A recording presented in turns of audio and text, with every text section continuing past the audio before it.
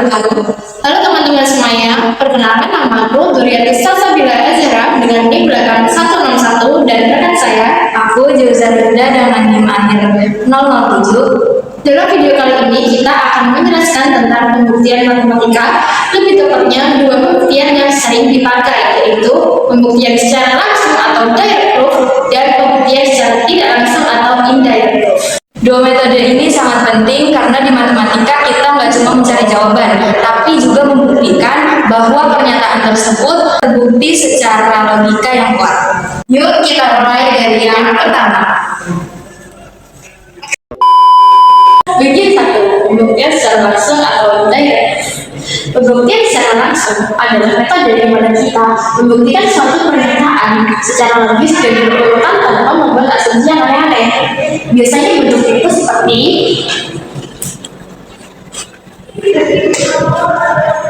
Jika P benar, maka Q juga benar.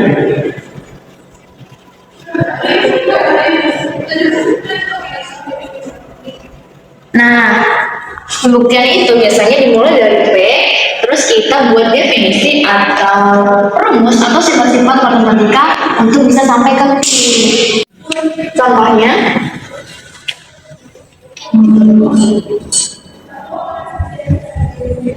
jika N genap, maka N kuadrat juga genap. Nah, kayak gitu bisa kita buktikan secara langsung atau direct proof. Ini kita bisa asumsikan sebagai P, dan ini juga bisa kita asumsikan sebagai Q. Nah, kalau direct proof itu kan jika P benar, Q-nya juga benar, Q benar. Nah, jika N genap, biasanya itu bilangan genap bisa dituliskan dengan N sama dengan 2K. Gini. Nah, kita mau membuktikan nih, N kuadrat juga benar.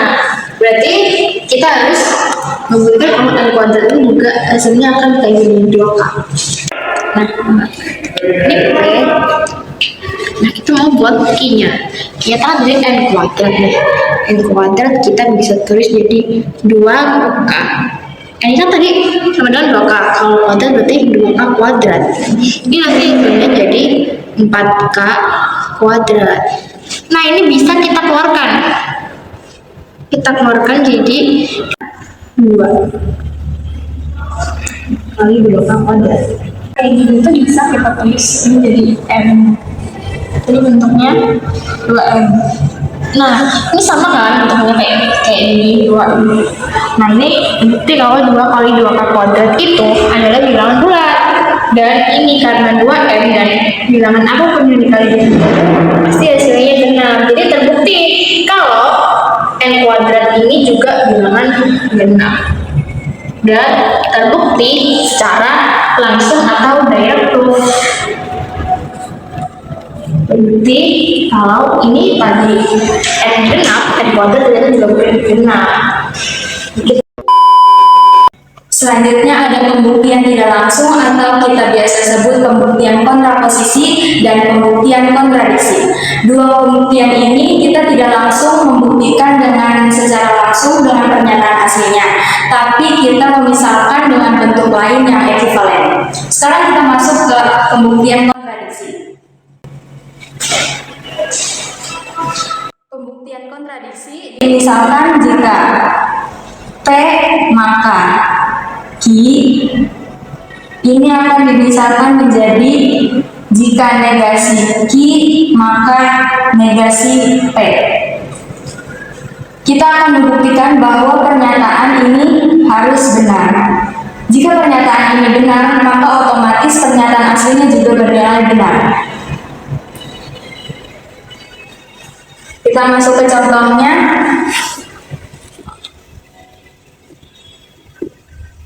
Jika 3M plus 2 ganjil, maka N ganjil.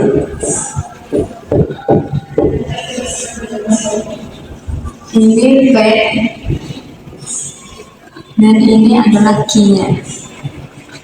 Karena kita akan membuktikan secara tidak langsung, maka kita akan memisahkan dengan negasi Q, maka negasi P.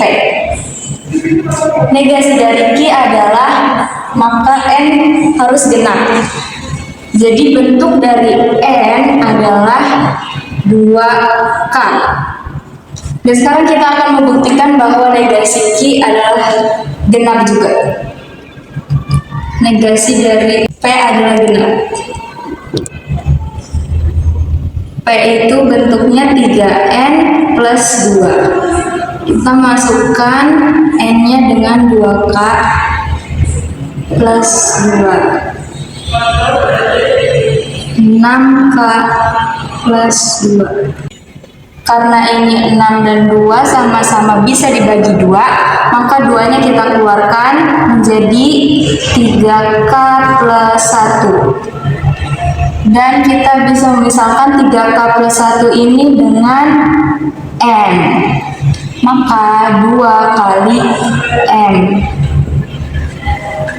Dan bisa dilihat dari bentuk dari negasi Q, negasi Q dan negasi P-nya adalah 2K dan 2M. Semua bilangan bulat yang dikalikan dengan 2, maka hasilnya akan genap. Maka pernyataan negasi Q, maka negasi P adalah genap, benar, terbukti. Dari sini negasi Q maka negasi P terbukti benar, maka otomatis bentuk aslinya P maka Q juga benar. Nah, sekarang kita masuk ke pembuktian secara tidak langsung dengan cara kontradiksi. Nah, cara kontradiksi ini beda lagi. Cara kontradiksi kita akan membuktikan pernyataan yang ekuivalennya itu terbukti salah. Maka awalnya kita akan membuktikan P maka Q itu benar. Ini akan dimisalkan menjadi negasi P maka Q dengan bentuk lain, P dan negasi Q. Di pembuktian secara tidak langsung kontradiksi ini, kita harus membuktikan P dan negasi Q itu terbukti salah. Maka otomatis jika P dan negasi Q ini salah, otomatis pernyataan aslinya P maka Q itu benar. Kita masuk ke contohnya. Jika diketahui P itu 3N plus 2 ganjil, kemudian Q N ganjil, kita anggap awalnya itu negasi Q itu kita anggap benar. Negasi Q adalah kebalikan dari Q yang awalnya ganjil menjadi genap. Maka bentuknya adalah 2K. Kemudian kita akan membuktikan P. Kita akan buktikan bahwa P ini benar atau salah.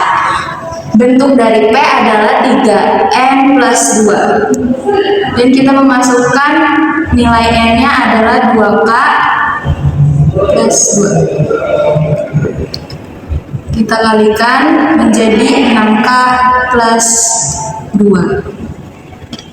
Dan karena 6 dan 2 ini sama-sama bisa dibagi 2, 2-nya kita keluarkan menjadi 2 kali 3K plus 1. 3K plus 1 ini kita misalkan dengan M, maka 2 dikali M.